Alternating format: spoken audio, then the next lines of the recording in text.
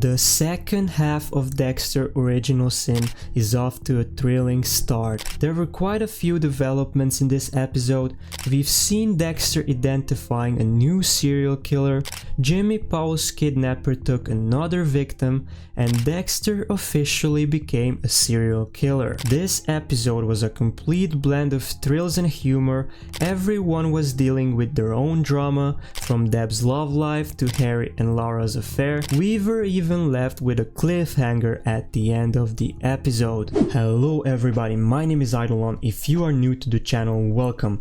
Today we're gonna dive into the 6th episode of Dexter Original Sin. It's officially the second half of the series and it looks like they're starting off quick and strong. Well, we can say that this episode kind of reintroduced the main storyline for this series, and I'm very curious about how it will all play out. If you enjoy this kind of content, make sure to leave a like and subscribe to this channel, it means a lot to me. Now let's get to the episode. The episode begins with Nicky, Aaron's son, getting ready for school most likely when he and his mom Becca get interrupted by an unknown intruder wearing a mask. Becca tries to fight him off, but her attempts are unsuccessful and Nicky ends up being kidnapped. The identity of the kidnapper currently still remains unknown. They are going with a different mysterious approach this time. Usually Dexter is the first one who figures it out, but this time nobody has a clue. We then get a scene with Deborah and Dexter at home where Deborah suggests a double date with him and Sophia.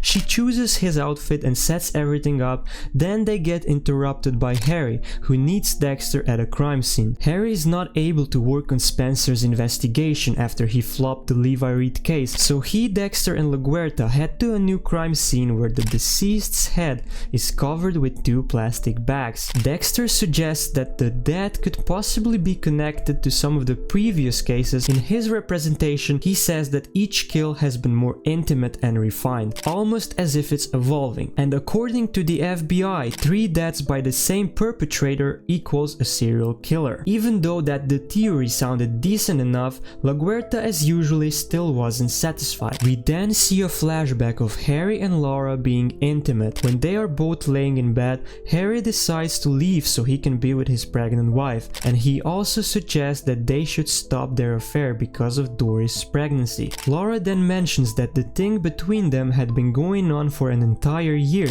and she wondered when Miami Metro would let her stop working as a CI. Harry then told Laura that she could go back to her old life when they put Hector Estrada behind bars. After the flashback, Dexter is at the station gathering all the evidence that make Levi Reed fit the code. He knows this is a big moment for him because Levi would officially make Dexter a serial killer. As I have mentioned previously, FBI requires 3 bodies for someone to be identified as a serial killer, and Levi Reed would be Dexter's 3rd victim. The plot then gets interesting as Becca runs into the station all worried and devastated. Aaron tries to question her about the suspect, but his attempt is unsuccessful because she wasn't able to see or remember anything. A lot of the theories has been floating around that Aaron is evil and that he's doing this to his own son. To be fair, he was never really mentioned in the original series, so his fate is pretty much up in the air. But it doesn't look like he's evil to me. I guess we'll have to see. Anyways, in the next scene,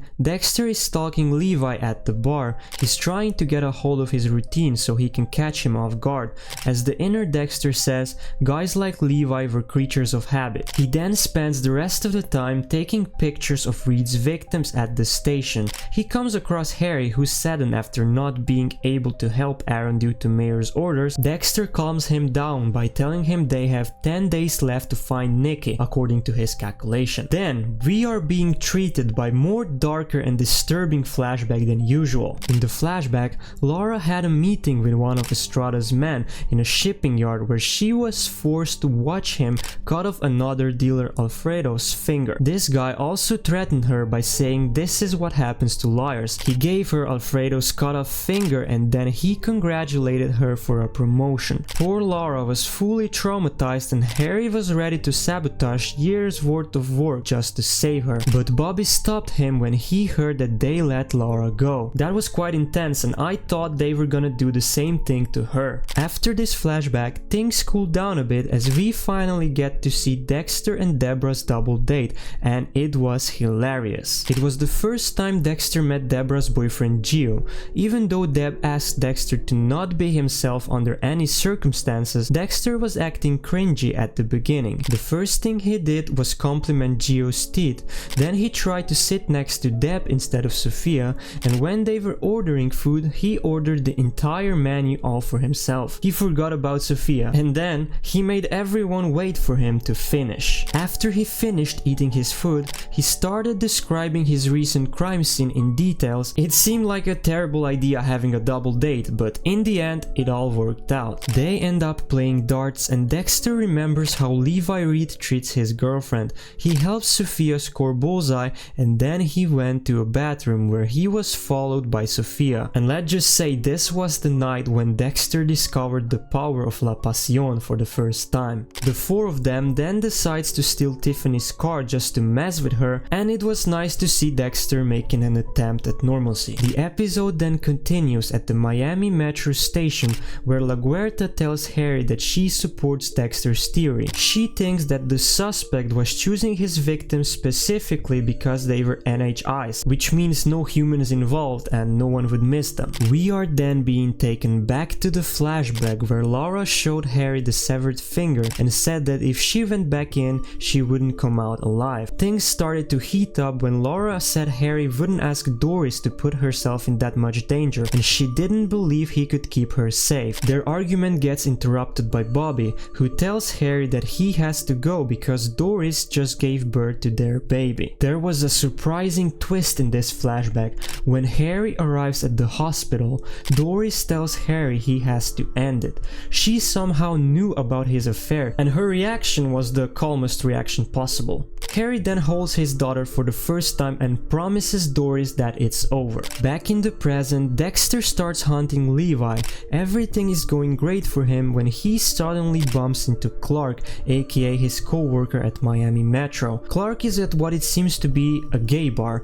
Dexter most likely didn't care about their awkward interaction, and he went back to following Levi, but my head initially thought of something suspicious. The serial killer Dexter discovered is targeting gay people. I know it's a shot in the dark, but just like Dexter, you have to consider all the possibilities. Anyways, Dexter then successfully catches Levi Reed and prepares him for his ritual. He compares his line of work to romance and prepares himself to officially become a serial killer. He realizes the similarities between him and Levi, but he quickly points out a big difference, which is him not going after innocent people. Back at Miami Metro, everyone is doing their best to find Nikki. They discover a suspect, but Captain Spencer is still losing his mind, which is understandable considering the circumstances. He ends up in a fight with Assistant Chief Borley, asking him what he would do if one of his kids end up like Nikki. Chief tells him that he is in no position to discuss this,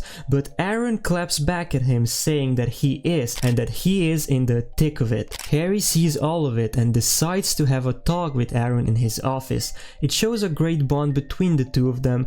Then we can see Nikki being trapped in the same container as Jimmy. He's also given the same food as him, which just proves that the guy who kidnapped Jimmy is the same guy who kidnapped Nikki. The episode then ends with a twist when Dexter's official serial killer birthday is being celebrated. He drives to the swamp to drop off Levi's body, but he gets stopped by a police officer who informs him that this is an active crime scene. Police have found Handsome Tony's severed arm, which hadn't been completely eaten by alligators. There is still Tony's ring on his finger, meaning the arm will be soon identified. This episode included a lot of development. We've seen a lot of Aaron Spencer. We didn't get much of Tanya or Bobby outside of the flashbacks, but overall it was a very decent episode. So what do you guys think is going to happen in the next episode? Will Harry try to stop Dexter for good? Will Dexter have to find a new dumping spot, or will the police search Dexter's truck? Let me know your predictions down in the comments. And as always, don't forget to subscribe, leave a like if you enjoyed it, and I will see you with the next episode. Peace out.